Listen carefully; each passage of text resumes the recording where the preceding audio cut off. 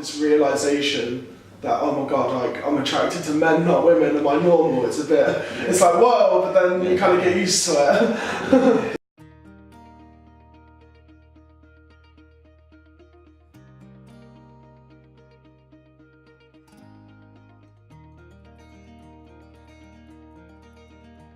I'm from a small town in Yorkshire called Northallerton.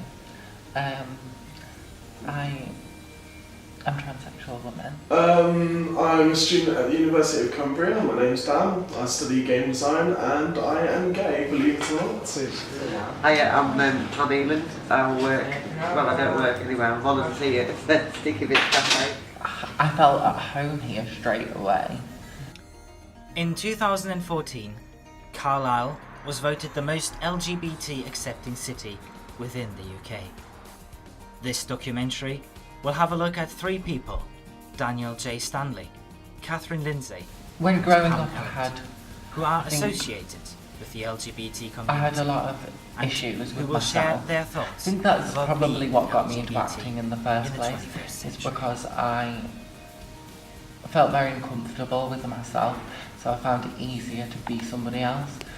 Well, I live in a village and there's like 3 gay people in my village, but here there is this like massive community. Like you've got like you tend to see like all the gays in the same bars. You've got Outrageous and then you've got like the Regency.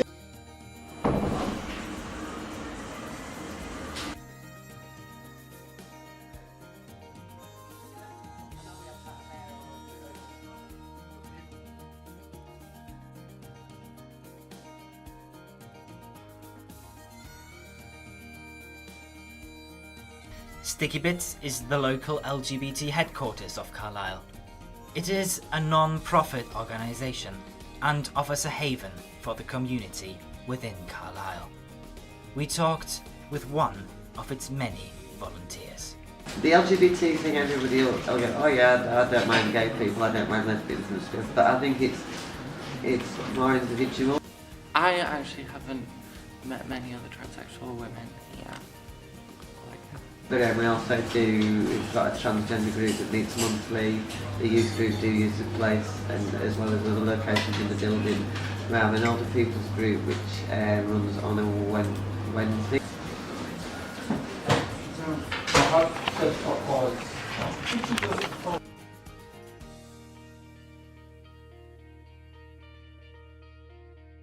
August we've got the LGBT Youth Games, which is normally held in Manchester through the LGF, which is the Lesbian Gay Foundation, but we're hosting them up here this year, so which is a massive thing for Cumbria because it'll get the Cumbria LGBT scene, if you like, or services on the map, and normally everything sort of gets missed from Manchester up.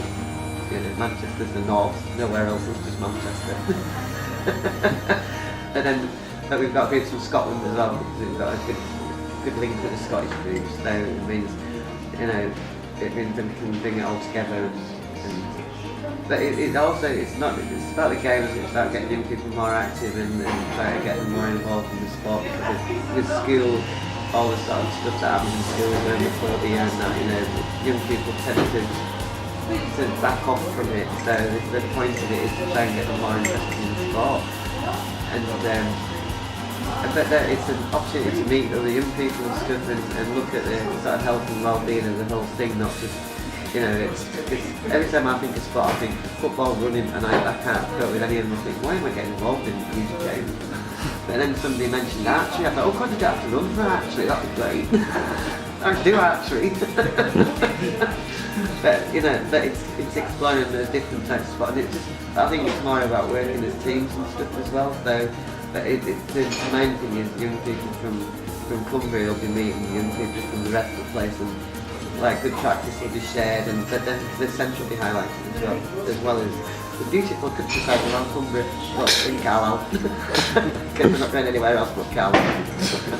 At the heart of Cumbria, centred within the city of Carlisle, lies the University of Cumbria. Over 10,000 students are currently enrolled at 3 campuses spread throughout the city, many of whom are lesbian, gay, bisexual or transgender.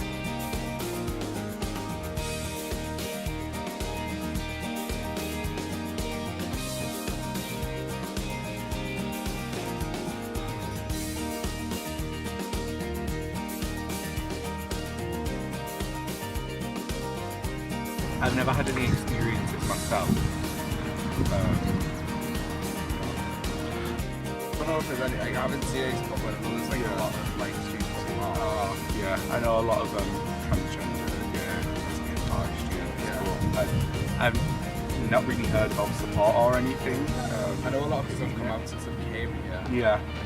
So many people were like looking out for me and stuff, and it made bonds with my friendships more like deeper. An LGBT young person saying they'd probably like more than likely come out to a friend first, so then they've got to find somebody who's like, so everyone's going to react differently, and I think different mothers and different fathers and different siblings are going to act differently. But and I also do think that, you know, the amount of people who've sort of said, oh, they've come up to us and said, oh, I'm going to out, you know, I'm going to come out to the family and stuff.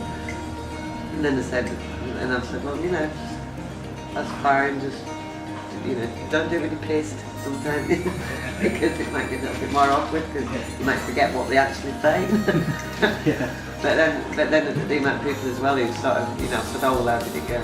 Oh, it was alright, I said, than you. You know, then you sort of think, and I was going to, and they didn't tell you. You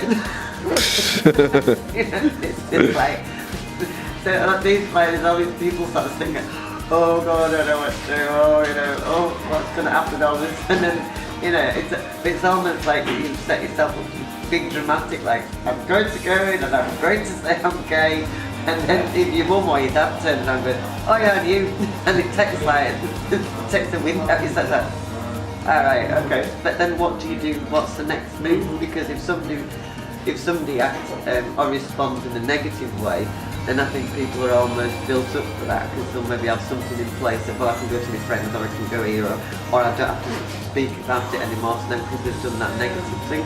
But if they act in a positive way, and they go, oh great, oh yeah, don't worry, I love you, and then it sets that conversation. But if a parent says, oh well, you and you, it's not cuts the conversation dead straight away, you know, imagine the young person. But for my parents, like, I came back on like the Monday after I came out, and I left them a note, and after leaving them that note, it was like in the house, it was like really quiet, nobody said a thing, and it was quite scary, believe it or not. And then I sort of like walked upstairs, and then my brother comes in and he's like, nobody cares, and then I was just sitting there like, because there's like all this stigma that like being gay, like it's been for quite a while, even when you're a young age and you don't know much about it, it's always being gay is a bit, it's like it's not conventional like to standard modern traditions of man and woman, but it's getting more and more accepted. People generally don't care.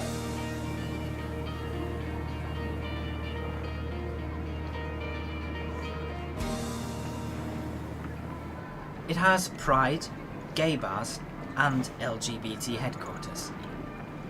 Even though sometimes life might be not so easy for members of the LGBT community, one thing is for certain: it's better than it was 30 years ago. It's just like a big part of it is like trying, I feel, not to let your sexuality define you as a person. Yeah.